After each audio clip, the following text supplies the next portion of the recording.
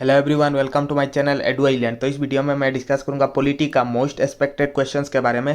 तो जितना भी क्वेश्चंस मैं डिस्कस करूंगा ये डीएमई फॉरेस्ट एंड एक्साइज का मोस्ट इंपॉर्टेंट क्वेश्चंस है, पूरा एग्जाम ओरिएंटेड क्वेश्चंस है ये सब। एंड मैं इस वीडियो में Indian polity plus Assam polity दोनों ही डिस्कस करूंगा एंड डिटेल्स में डिस्कशन होगी। तो चलिए वीडियो की तरफ आगे बढ़ते हैं। तो वीडियो की तरफ आगे बढ़ने से पहले मैं आप लोगों को बता देता हूँ कि अगर आप लोग मेरे चैनल पर नए हो तो प्लीज़ इस चैनल को सब्सक्राइब करना, साथ में इस वीडियो को लाइक भी कर देना। तो सबसे पहला question, in which year was the first budget session of the Assam legislative assembly held. तो आसाम लेजिस्लेटिव असेंबली का फर्स्ट बजट सेशन कब हुआ था? तो इसका answer option C 1973, that is 16 March 1973 को आसाम लेजिस्लेटिव असेंबली का फर्स्ट बजट सेशन हुआ था। एंड एक इम्पोर्टेंट चीज आप लोगों को बता देता हूँ, अजंता नियोग आसाम का फर्स्ट वुमेन फाइनेंस मिनिस्टर है जिन्होंने बजट प्रेजेंट किया था 16 जुलाई 2021 को। Then the next question, what is the maximum strength of the Assam legislative assembly. तो आप लोगों को बताना है कि आसाम लेजिस्लेटिव असेंबली में मैक्सिमम कितना सीट्स है। तो इसका answer option A 126। Then the next question, in which year was the historic Assam accord signed. तो आप लोगों को बताना है कि हिस्टोरिक आसाम अकॉर्ड कब साइन हुआ था। तो इसका answer option A 1985, that is 15 अगस्त 1985 को हिस्टोरिक आसाम अकॉर्ड साइन हुआ था। Then the next question, in which year was the capital of Assam shifted from Shillong to Dispur. तो कौन सा ईयर में असम का कैपिटल शिलोंग से दिसपुर शिफ्ट हुआ था। तो इसका आंसर ऑप्शन बी 1973। एंड ये जो डिसीजन है ये लिया गया था 1972 में। Then the next question, in which year was Assam separated from Bengal and became a chief commissioner's province। तो इसका answer option D 1874, that is in 6 February 1874 Assam separated from Bengal and became a chief commissioner's province। Then the next question, which article of the Indian Constitution has a special provision with respect to Assam। तो इसका answer option B article 371B। Then the next question, in which year was the first Assam Legislative Council created। तो आप लोगों को बताना है कि first Assam legislative council कब क्रिएट हुआ था। तो इसका answer option C 1913, that is 6 January 1913 को असम लेजिस्लेटिव काउंसिल क्रिएट हुआ था शिलोंग पे at 11 AM। Then the next question, who among the following was the first chief commissioner of Assam. तो आप लोगों को बताना है कि इन चारों में से कौन असम का फर्स्ट चीफ कमिश्नर थे। तो इसका answer option A Richard Harte Keatinge. Then the next question, who among the following was the first British commissioner of Assam. तो असम का फर्स्ट ब्रिटिश कमिश्नर कौन थे। तो इसका answer option D David Scott.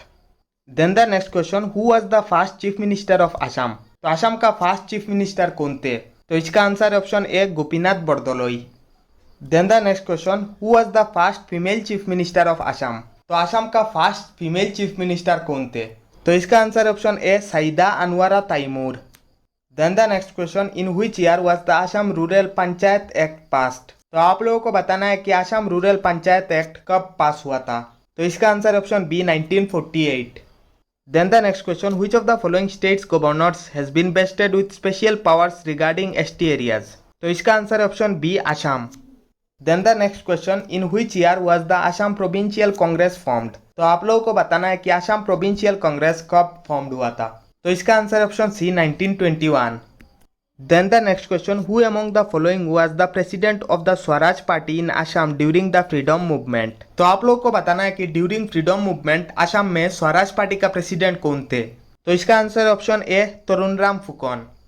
Then the next question, when was the state election commission in Assam constituted. तो असम में state election commission कब constitute हुआ था। तो इसका आंसर ऑप्शन ए मई 1994। Then the next question, by whom was Gopinath Bardoloi conferred the title Lokpriya. तो आप लोगों को बताना है कि इन चारों में से किसने गोपीनाथ बरदलोई को लोकप्रिय जो टाइटल है वो दिया था। तो इसका answer option C Jairam Das Daulatram. Then the next question, who among the following is also known as the iron man of Assam. तो आप लोगों को बताना है कि इन चारों में से किसको आयरन मैन ऑफ असम कह के बुलाया जाता था। तो इसका answer option B Bishnuram Mehdi. Then the next question, who was the first Assamese governor of an Indian state. तो इसका answer option A Bishnuram Mehdi, that is Bishnuram Mehdi was the first Assamese governor of an Indian state. Then the next question, who was the first Indian governor of Assam. तो इसका answer option सी मोहम्मद साले Akbar Hydari. Then the next question, the drafting of the constitution was completed on. तो आप लोगों को बताना है कि इंडियन कॉन्स्टिट्यूशन का जो ड्राफ्टिंग है वो कब कंप्लीट हुआ था। तो इसका आंसर ऑप्शन ए 26 जनवरी 1950।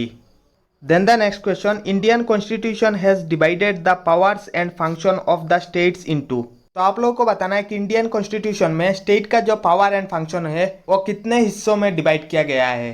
तो इसका answer option B 3 list. And ये तीनों लिस्ट का नाम है union list, state list and concurrent list. Then the next question, which part of the Indian Constitution deals with the directive principles of state policy?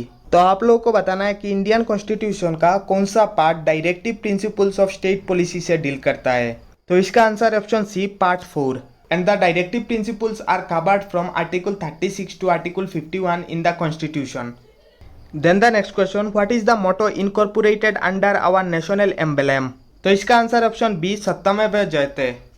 Then the next question, which article of the Indian Constitution abolishes untouchability?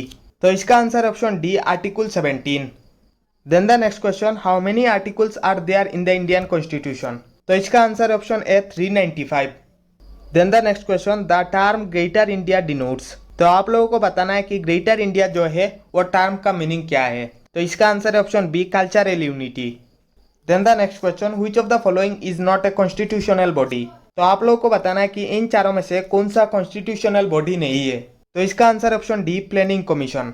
That is planning commission was an institution in the government of India and planning commission is not a constitutional body. बाकी जो तीनों है that is election commission, financial commission and union public service commission, ये तीनों के तीनों constitutional body है। Then the next question, which was described by Dr. B.R. Ambedkar as the heart and soul of the Constitution? तो आप लोगों को बताना है कि इन चारों में से किसको डॉक्टर बी आर अम्बेडकर ने heart and soul of the Indian constitution बताया है। तो इसका answer option C right to constitutional remedies. And ये जो राइट टू कॉन्स्टिट्यूशनल रेमिडीज है ये आर्टिकल 32 के अंदर आता है। Then the next question, the constitution of India was adopted on. तो आप लोगों को बताना है कि इंडियन कॉन्स्टिट्यूशन को कब एडॉप्ट किया गया था।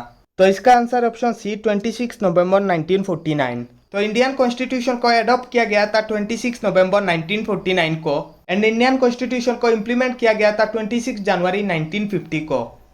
Then the next question, how many schedules does the constitution of India contain? तो आप लोगों को बताना है कि इंडियन कॉन्स्टिट्यूशन में कितना शेड्यूल है। तो इसका answer option D 12। That is Indian constitution contain 12 schedule. And the last question, the article 17 and 18 of constitution provide. तो आप लोगों को बताना है कि इंडियन कॉन्स्टिट्यूशन का आर्टिकल 17 एंड 18 क्या प्रोवाइड करते हैं। तो ये आप लोग का होमवर्क क्वेश्चन है, इसका आंसर आप लोग कमेंट सेक्शन में जरूर बताना। मैं आप लोग को रिप्लाई करूंगा कि आप लोग का सही हुआ या फिर गलत हुआ। तो आई होप मैंने जितना भी पॉलिटी का क्वेश्चंस डिस्कस किया है that is Indian polity plus Assam polity का, वो सब आप लोगों को अच्छे से समझ आया है। ये सब क्वेश्चंस बहुत ही ज्यादा important and exam oriented questions है, specially DME, forest and excise exam के लिए। आप लोग इन सब क्वेश्चंस को रिवाइज करके एग्जाम में जाना। आप लोग चाहो तो मेरा टेलीग्राम चैनल ज्वाइन कर सकते हो, डिस्क्रिप्शन में लिंक मिल जाएगा, वहां से आप लोग ज्वाइन कर लेना। अगर आप लोग को ये वीडियो अच्छा लगा तो प्लीज इस चैनल को सब्सक्राइब करना, साथ में इस वीडियो को लाइक भी कर देना। All the best guys, thank you.